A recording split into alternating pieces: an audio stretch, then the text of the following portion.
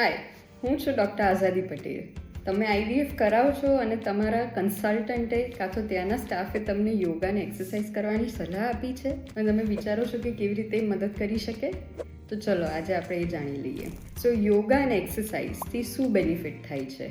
યોગા કરવાથી mind distress થાય છે. It helps you in meditation.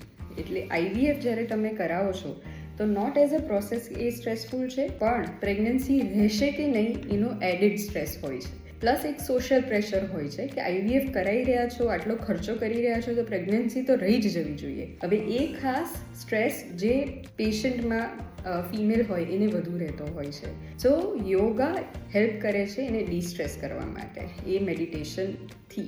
Second thing is કે યોગામાં exercises especially pelvic opening exercises ને બધી હોય તો એ યુટ્રસ, ઓવરી, ફેલોપિયન ટ્યુબ એ બધાનો જે બ્લડ ફ્લો કહેવાય, પેલ્વિક બ્લડ ફ્લો કહેવાય, એ ઇમ્પ્રૂવ કરવામાં હેલ્પ કરે છે. એક્સરસાઇઝથી તમે કાર્ડિયો કરો કે બીજી કોઈ બી એક્સરસાઇઝ, રનિંગ કરો કે વોકિંગ કરો, એનાથી તમારું હાર્ટ રેટ સરસ મેન્ટેન થતું હોય છે. હવે હાર્ટ રેટ જ્યારે સારું હોય, બહુ લો ના હોય, તો ઇટ હેલ્પ્સ કે બ્લડ ફ્લો બધા ઓર્ગન્સને સારી રીતે પહોંચાડે.